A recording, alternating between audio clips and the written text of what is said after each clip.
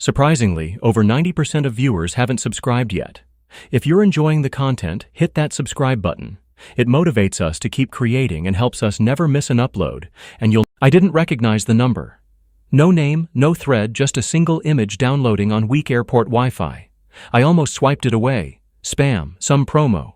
But the thumbnail stopped me. Beige wall. Navy headboard. A mirror catching the edge of a suitcase. The kind of every hotel room I've slept in 100 times on sales trips. When the photo opened, the room hit me first, not the people. It's strange how your brain tries to save you by looking at furniture. Then I saw faces I know better than my own. I didn't stare long, I didn't need to. The message beneath it felt like a shove through a glass door. Thought you should know what your wife does when you're away. A friend. I stood there at gate B12 with a carry-on digging into my shoulder while the announcement board pretended to be helpful. My wife Jennifer. My business partner, Owen. I could have told you a week ago that they were loyal, dependable, boring in the best way. Now my mouth was dry and my heartbeat sounded like it was coming from the floor. I saved the photo to a private folder and sat down hard. The seat felt colder than it should. For a few minutes I did nothing. Not shock. Precision. I counted breaths, then details. The mirror was tilted too high, exactly like the Haven Suites near our office. Their maintenance crew never fixed it. On the desk sat a spiral notebook, the brand Jennifer buys in bulk. A charger with a frayed sheath, the way Owen's always looks because he wraps it too tight. I wasn't looking for confirmation anymore. I was looking for a way to think without drowning. My flight to Detroit boarded in 20 minutes. I canceled it. I booked the first one home. No dramatic call, no public scene, no movie dialogue. Airports already hold enough of those. I walked slowly, like a person carrying water on a tray. I checked the unknown number. No name, no area code I recognized. I called it anyway. Straight to voicemail. A generic system recording. I left nothing. On the plane, I didn't cry or rage. I wrote. I opened a blank document and made a list with calm, square letters. Secure company, verify facts, protect myself, confront cleanly. I wasn't going to do the scorched earth version of revenge where everyone ends up smelling like smoke. I wanted the kind with corners. The kind that fits in a folder and doesn't need adjectives. Our company, an operations platform we'd bootstrapped from a spare bedroom, couldn't become a casualty of two people's choices. Not after the years I'd sacrificed evenings and weekends to build something that actually solved problems for real clients. I drafted an email to the board proposing a restructuring of approvals and expenses, something I'd floated once in a future ideas doc and never pushed. Now it had purpose. Separate sales perks from operations budgets, dual signatures on hospitality expenses, random audits every quarter, a transparent travel calendar. Nothing about anyone's private life. Just good governance with timing that would feel like foresight, not fear.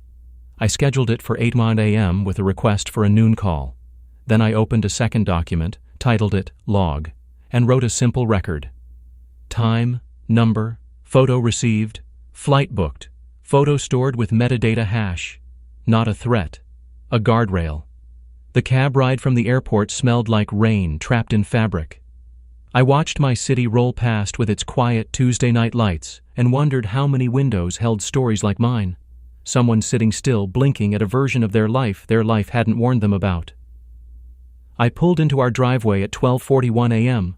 The downstairs lamps were on because Jennifer believes overhead lights interrogate you. I used my key and called her name without meaning to. Habit is a long, soft rope. Our bedroom door was open a hand's width. She slept on her side, hair across her cheek, the crease between her brows smoothed by dreams. It would have been easier to be furious if she looked different. She didn't. She looked like the person who leaves post-it notes on the fridge reminding us to buy limes. She looked like the person who talks to baristas like their neighbors. My chest hurt in a quiet way. This isn't what love turns into. It's what happens when two people let other things take the front seat and neither of them says, "Stop the car, we got lost." I didn't wake her. I took the guest room, answered 2 client emails I didn't remember writing, and lay awake with my hands over my ribs, counting heartbeats like I was trying to find a pattern. At 6 a.m., I made coffee. I set 2 mugs on the counter out of reflex and immediately put one back. She came down in one of my hoodies, hair in a loose knot. When she saw me, she smiled the way you do when you're genuinely happy someone's home. The smile changed slowly when she read my face. "You're back early," she said carefully. "Plans changed," I said. "Board call today." She nodded, stood on tiptoe, kissed my cheek. It felt familiar and wrong at the same time, like stepping onto a stair that isn't where you thought. Her phone buzzed on the counter. She turned it over, face down. "Spam," she said too quickly. I didn't challenge it, not yet, not in a kitchen that still smelled like toast. We ate. She asked about Detroit, and I told her about weather I didn't see. She talked about a coworker's baby shower, and I nodded at decorations I'd never meet. It was a careful, polite breakfast between two people who once promised to be each other's favorite audience. At 7:20, I texted Owen, "Need you in early. Prep for board. Bring last quarter's expense details." The reply came back fast. "You got it, Captain." He calls me that when he wants to sound harmless. Our office has glass walls that make small lies feel claustrophobic. Owen breezed in with a grin that always wins a room. "You look like you slept at the office," he said, dropping a folder that was too thin to be real work. He always performs relaxed. It's how he makes investors feel like the next quarter has already been delivered. "Board wants controls tightened," I said. "Boring stuff. Walk me through hospitality and travel." "Sure thing." He flipped the folder open, pages sliding like they had somewhere else to be. Q3 was heavy on client dinners. Lots of FaceTime. FaceTime closes deals. "Haven Suites charge?" I asked, calm as a spreadsheet. He didn't blink. "Late meeting. Crash there instead of driving." "Which client?" "We've got 3 within a mile." "Name one." He smiled wider, like we were sharing a joke.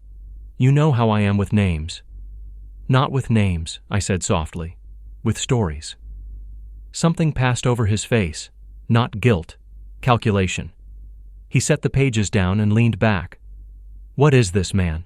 You don't trust me now?" "I trust controls," I said. "They don't lie, forget, or flirt." He laughed too loudly. "You want to run this like a bank? Fine. But you know what you lose when you make everything a form? Momentum." "What we lose when we don't," I said, "is the company." He watched me for a full, quiet 5 seconds. "If this is about power, just say it. You want to shift the center of gravity to you. Cool.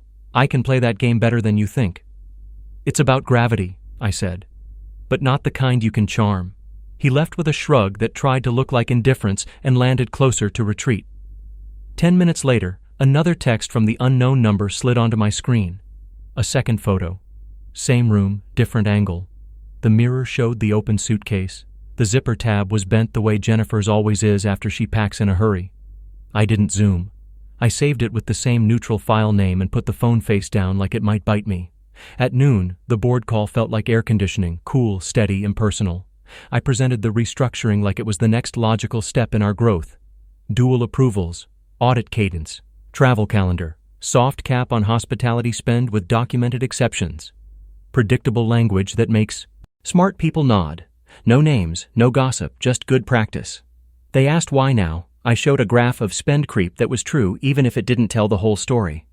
They approved unanimously and thanked me for running ahead of the curve. When we hung up, I felt a thin plate of relief slide into place. Home again, the house seemed to listen. I found Jennifer on the couch with a blanket tucked under her legs, reading the same novel she's been chipping away at for 2 weeks. She set it down like it had been waiting for that moment. "How'd it go?" she asked. "Fine," I said. "We're tightening approvals." She nodded, then watched me a little too closely. "You're quiet." "I'm trying to use the right words," I said. She waited. The clock ticked with exaggerated confidence. The neighbor's dog barked twice and quit. I sat on the opposite end of the couch. There's a kind of kindness that looks like politeness and ages badly. I didn't want that anymore. "I got a message last night," I said, "from an unknown number. It had a photo." She stared at me without breathing. When she finally spoke, her voice was honest in a way that pressed on a bruise. "Do you want me to lie first and then tell the truth, or skip to the part you already know?" "Skip," I said. She tucked hair behind her ear, a nervous tick she hates. "It's been 3 months." I told myself it didn't touch us. I told myself you were married to the company and I was borrowing you. None of that justifies anything. I'm not going to defend it. Why Owen? I asked. Not because the answer would fix anything, but because questions are how my brain steadies itself. He makes everything feel like a trailer for a movie, she said. I mistook that noise for excitement. I let him make me feel chosen because I stopped feeling seen. You could have told me, I said. No accusation, just the math. I could have, she said, eyes wet but steady. I didn't. I'm sorry, Alex. Not the kind of sorry you say when you get caught. The kind where you know you broke something you can't buy back. I looked at the paperweight we bought on our first trip together, a swirl of glass that trapped a tiny storm. I touched it to feel something solid. I'm not going to scream, I said. I'm not going to send pictures to his wife or blow up anyone's group chats. I'm not going to be a headline you laugh at over lunch. We are going to end this with a mediator, and I'm going to protect the company like it's a client who trusted me. She nodded like someone accepting a sentence they wrote themselves.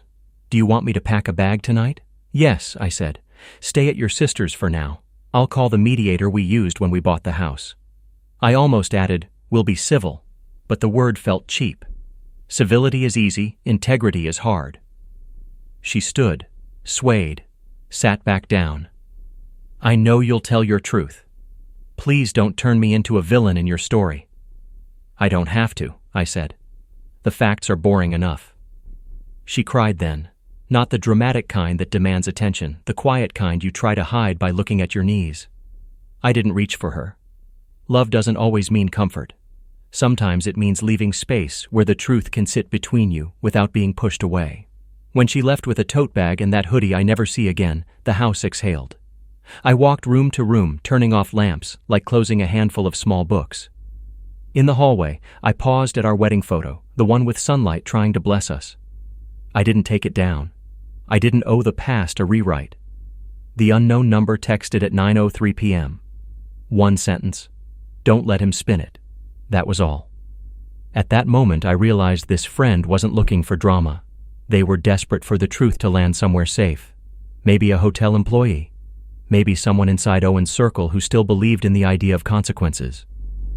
I sat at my desk and drafted one more document, a realignment plan that shifted Owen into a role where charm couldn't move money without friction, his salary protected, his access reduced, a path out if he chose not to play by rules built for grown-ups. I scheduled a 7:30 a.m. meeting with HR. No grand reveal, just the kind of carefully placed domino that guides the fall. Then, for the first time all day, I let myself feel the thing beneath the spreadsheets. Not fury, not humiliation, grief that didn't want to announce itself. I set a timer for 15 minutes and let it have me. When the timer chirped, I wiped my face, closed the laptop, and made tea I didn't want. Discipline isn't cold, it's warm and patient. It reminds you that tomorrow exists. I slept in the guest room again, phone on the dresser like a small, obedient animal. At 5:42 a.m., I woke to a thought that felt like a door clicking open. Revenge doesn't have to be loud to be complete. It just has to be accurate. Tell the right people the true things. Give the wrong people no stage and walk away with the parts of yourself they can't borrow. I wrote the word ledger at the top of a fresh page and listed what I would keep.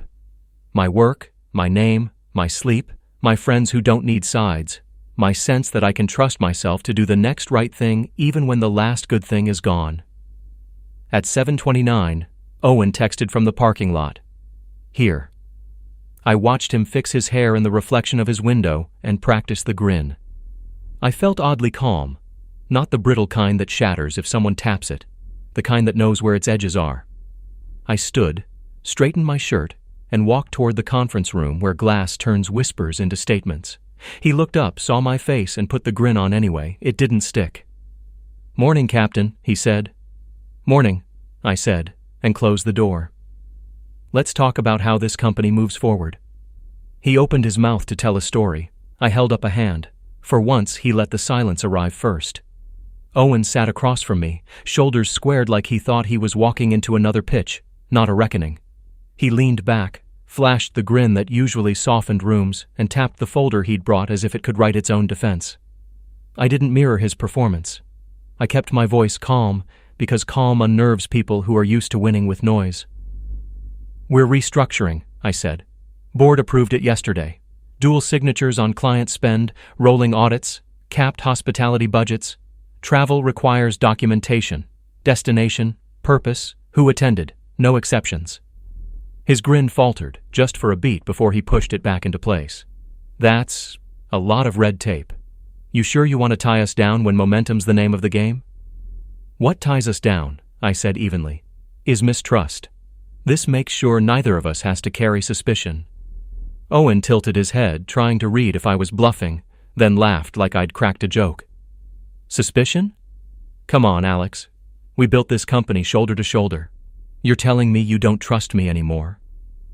I let the silence do its work. Silence is louder than shouting when you hold it steady.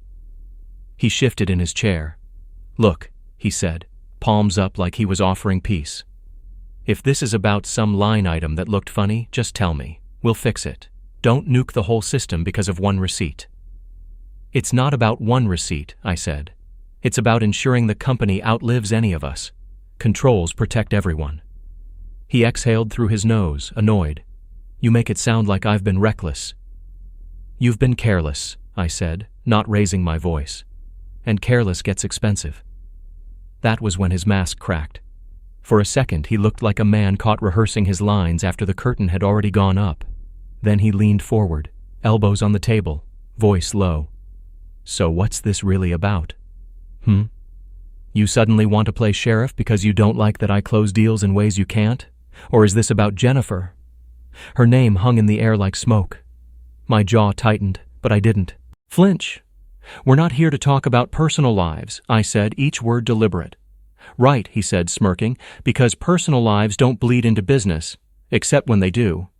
I held his gaze until the smirk withered. You should think carefully about what you say next. We can keep this professional, or we can make it public, and trust me, the second option doesn't end well for you. For the first time, he had no words. He leaned back slowly, eyes darting toward the glass walls like he wished they weren't there. I gathered the papers in front of me, stacked them neatly, and slid them across. Sign where flagged. It acknowledges you've read the new policies. He hesitated, then scribbled his name, jaw tight.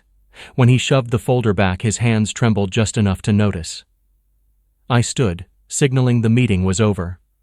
We'll review quarterly. You'll get the same reports I do. Transparency means no surprises. He rose too, slower. You think you've won something here, he muttered. No, I said. I've protected something here. When he left, the door shut harder than necessary, the sound echoing down the hall. I stayed in the empty conference room for a while, letting my pulse settle. It wasn't triumph, it was relief. The kind you feel when a bridge doesn't collapse as you cross it. That evening, Jennifer texted me from her sisters. Just 6 words. Do you want to talk tonight?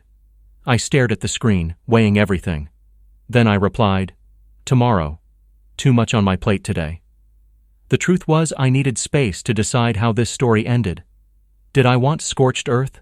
Exposing them both to family, friends, colleagues?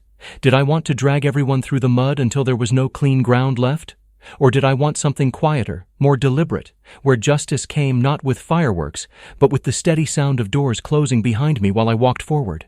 I brewed tea, sat at the kitchen table, and opened my laptop. The unknown number had sent nothing new since the second photo. Whoever they were, they'd already done enough. I owed them silence, not questions. The next morning, HR joined me for a sit-down with Owen. He tried to mask his frustration with humor, but HR doesn't laugh at charm. They write it down. We reviewed the new policies, logged approvals, and assigned oversight roles. By the end of the meeting, he looked cornered. Not by me, but by a system he couldn't flirt his way out of. When he stormed out, HR leaned across the table and said softly, "He's rattled, which means this was overdue." I nodded. Now it's just paperwork. That night, Jennifer called instead of texting. Her voice was tentative, like a child asking if she could come back inside after breaking curfew. "Can I see you?" she asked. I hesitated, then said, "Come by tomorrow afternoon. We'll talk." When she arrived, she looked tired in a way makeup couldn't hide. She stood in the doorway with her keys clutched like a shield. "I don't expect forgiveness," she said quickly. But I need to understand where we stand. We stand, I said, at an ending. I'll contact a mediator this week. We'll divide assets fairly. You'll have your space. I'll have mine. Her eyes filled, but she didn't argue. Maybe she'd already rehearsed this. Maybe she knew the version where she begged would only cheapen what was already broken. I ruined it, she whispered. You did, I said, because the truth needed no embroidery. We sat in silence until the clock ticked loud enough to make us both notice. She left a few minutes later, shutting the door gently behind her. The next morning, I woke in the guest room, sunlight slanting across the floor. My phone buzzed. A new message from the unknown number. This time, just words. He'll try to paint you as bitter. Stay calm. People believe calm. I read it twice, then deleted it. Not because it wasn't useful advice, but because I already knew it. Calm wasn't just a tactic, it was survival. Weeks passed. Papers were signed. Jennifer moved her things. Owen adjusted to a world where charm had limits. The company stabilized, leaner and more transparent. And me? I learned revenge doesn't have to roar. Sometimes it just breathes steadily, reshaping the world until the liars run out of air.